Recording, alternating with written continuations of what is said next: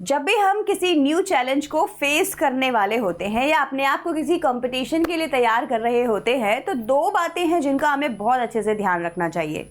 Number 1, हमारा challenge क्या है, जो टारगेट है वो क्या है, या जो चैलेंजेस हमारे ऊपर थ्रो किए जाएंगे वो क्या क्या हैं। नंबर 2, क्या हम उन चैलेंजेस को फेस करने के लिए तैयार हैं, और अगर नहीं तैयार हैं तो क्या इम्प्रूवमेंट की गुंजाइश है और कैसे करना है ये।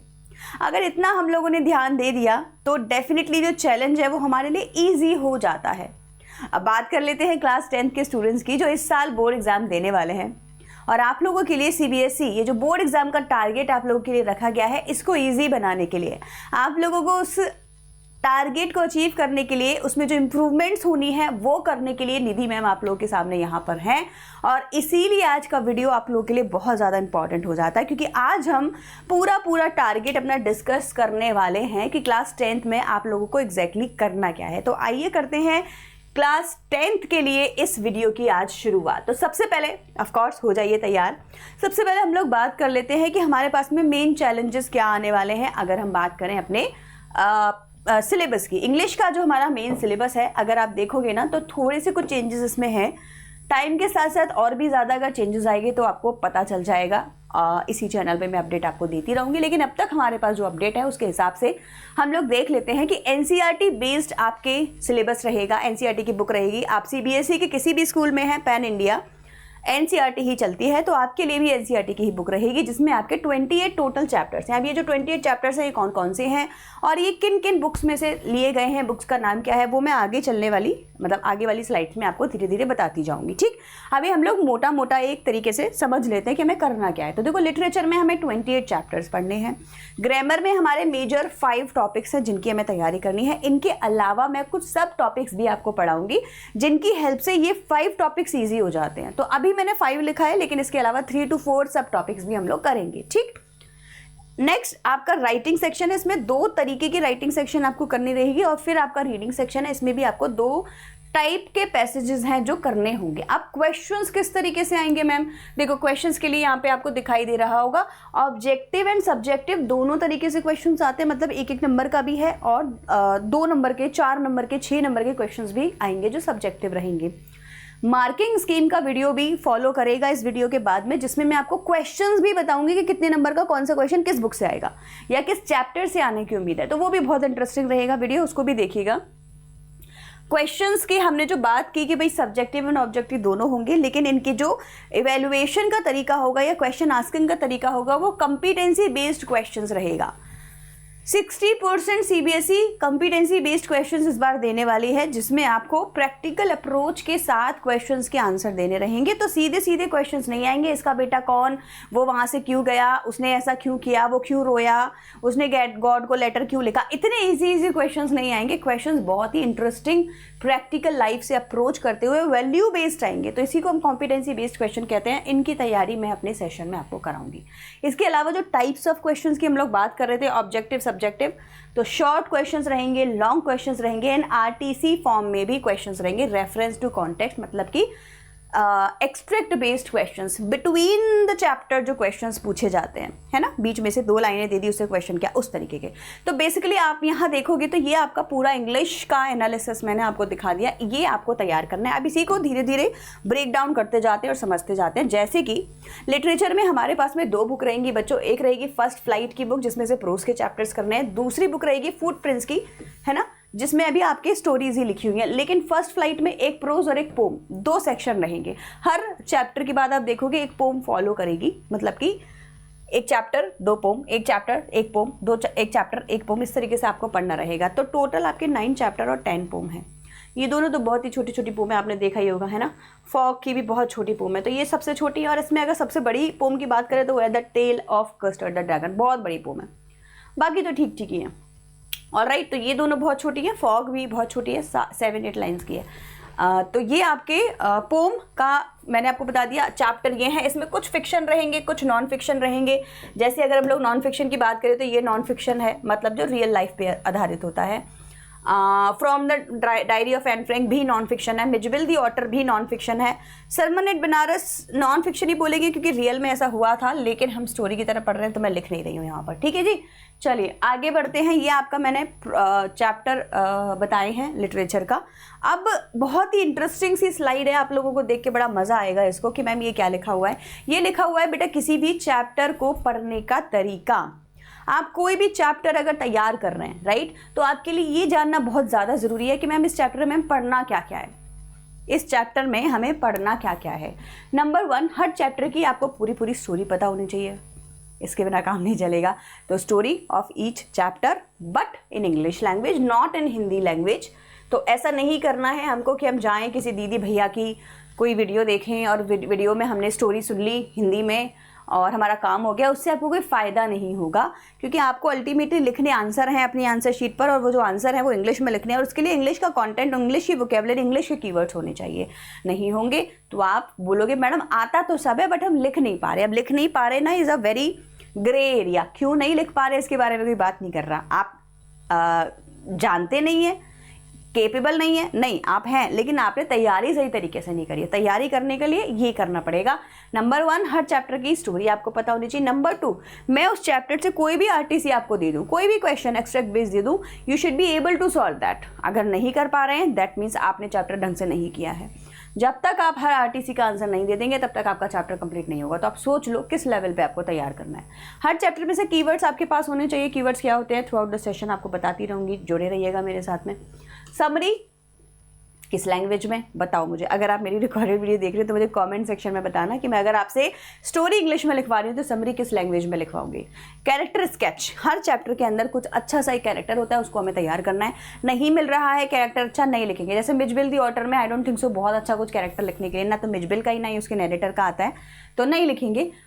लेकिन अगर आपको किसी और अच्छे से चैप्टर में से आ जाता है, लेंचो के चैप्टर में से, तो Lencho is a very very important character right, तो उसको आप एक बार ज़रूर से लिख देंगे। और एन फ्रैंक में से बहुत ज़्यादा इंटरेस्टिंग नहीं है, प्रपोजल में से आ सकता है। प्रपोजल जो आपका प्ले है तो उसमें नटालिया का कैरेक्टर आ गया, लोमोव का आ गया, चुबकोव का आ गया, किसी का भी आ सकता है, तो वो भी आप पढ़ लेंगे, ठीक है।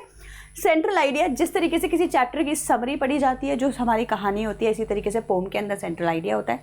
लेकिन जब मैं आपको कोई भी सेंट्रल आइडिया लिखवाऊंगी, मैं सबके लिखवाऊंगी वैसे, उसमें मैं आपको इसका थीम, ठीक है, इसका सेंट्रल आइडिया और इसका समरी, तीनों एक ही तरीके से टाइटल जस्टिफाई करके दीजिए। ये भी एक बहुत अच्छा एक होता है कि आप क्या करिए, अपना टाइटल जस्टिफाई करके दीजिए। तो ये भी बहुत बढ़िया एक क्वेश्चन आ जाता है, justify the title of fog. Fog ही क्यों रखा गया, उसको हमने हवा क्यों नहीं रख दिया, पानी क्यों नहीं रख दिया, फॉग क्यों रखा, तो वो जस्टिफाई करना भी बड़ा इंटरेस्टिंग होता है। तो ये हम सेंट्रल आइडिया में पढ़ेंगे। और पोम की बात करें और पोएटिक डिवाइस की बात ना करें, ऐसा हो नहीं सकता। आरटीसी में पोएटिक डिवाइसेस आती है, ठीक है, आरटीसी रेफरेंस टू कॉन्टेक्स्ट। इसके अलावा आपके लॉन्ग शॉर्ट क्वेश्चंस में भी आरटीसी के चांसेस होते हैं, तो वहाँ भी हमें आरटीसी की तैयारी करनी रहेगी। नेक्स्ट हम लोग बात कर लेते हैं, देखो ग्रामर सेक्शन का। ये आपको पता ही है कि हमें सबसे पहले टेंसेस करने हैं, फिर हमें मॉडल्स करने हैं, फिर हमें सब्जेक्ट वर्ब एग्रीमेंट करनी है, फिर हमें डिटर्मिनर्स करने हैं, उसके बाद रिपोर्टेड स्पीच करनी है, फिर एरर डिटेक्शन। इसके अलावा जब मैं आपको टेंसेस कराऊंगी तो इसमें मैं आपको कॉम्बिनेशन सिखाऊंगी, जिनके थ्रू टेंसेस की एक्सरसाइजेस बहुत ईजी हो जाती हैं। और ये जो कॉम्बिनेशन मैं आपको कराऊंगी बच्चों, ये आपको कॉम्पिटिशन लेवल पे काम आएंगे। कोई भी कंपेटिटिव एग्जाम आप फ्यूचर में दोगे ना, सीयूईटी का कोई एग्ज़ाम दे रहे होगे या जिस भी पेपर में इंग्लिश आती है, वहाँ ये बहुत आपके काम में आते हैं, ठीक है। मोडाल्स के साथ सारी हेल्पिंग वर्ब्स की भी प्रैक्टिस कराऊंगी। जब ये हमें आपको रिपोर्टेड स्पीच करा रही होंगी तो इसके साथ मैं एक्टिव पैसिव भी कराऊंगी, क्योंकि मेरे को लगता है एक्टिव पैसिव आपको आना चाहिए। और इससे ना आपकी एडिटिंग की बहुत सारी चीज़ें, एडिटिंग में तो समझो काफ़ी कुछ है जो मैं एडिटिंग कराते टाइम आपको सिखाऊंगी। जैसे यहाँ प्रपोजिशन नहीं लिखा हुआ, हम लोग प्रपोजिशन भी करेंगे। कंजक्शन नहीं लिखा हुआ, कंजक्शंस के टाइप्स भी करेंगे, क्योंकि ये हमें हेल्प करते हैं जब हम एरर डिटेक्शन एंड करेक्शन की एक्सरसाइज कर रहे होते हैं। क्लियर हो गया भाई? चलो, तो ये मेरा ग्रामर का पैटर्न रहा जो मुझे साथ में आपके करना है। अब हम लोग बात कर लेते हैं राइटिंग सेक्शन की। देखो राइटिंग सेक्शन में ना दो तरीके से आपने तैयारी करनी है। एक आपका एनालिटिकल पैराग्राफ है और एक आपका लेटर एडिटिंग का लेटर राइटिंग है। लेटर राइटिंग में कितनी टाइप्स हैं?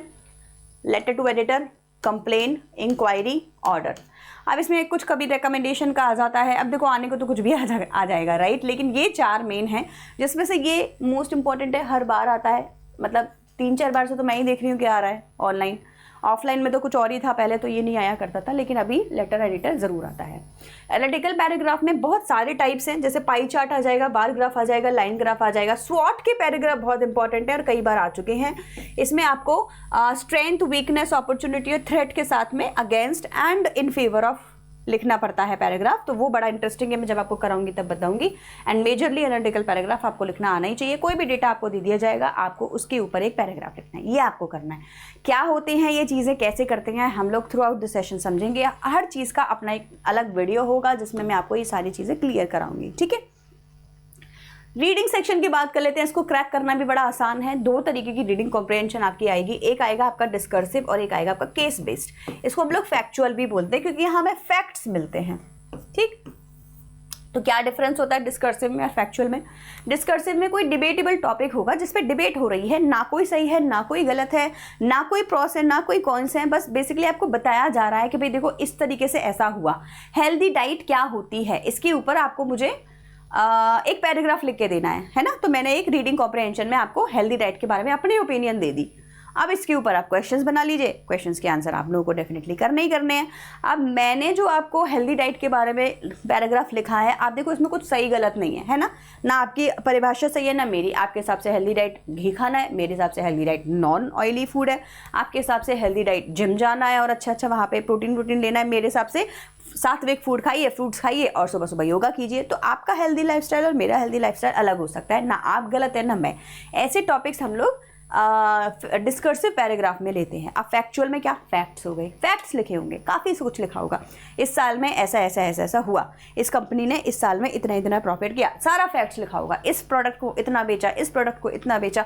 अब इसके ऊपर क्वेश्चन आंसर्स आएंगे। तो ये काफ़ी हद तक एनालिटिकल पैराग्राफ से मैच करता है। वहाँ भी सेम होता है ना, ऐसा ही यहाँ है, पर ये रीडिंग कॉम्प्रिहेंशन की फॉर्म में आता है। I hope it's clear. CC लिखेंगे चैट सेक्शन में।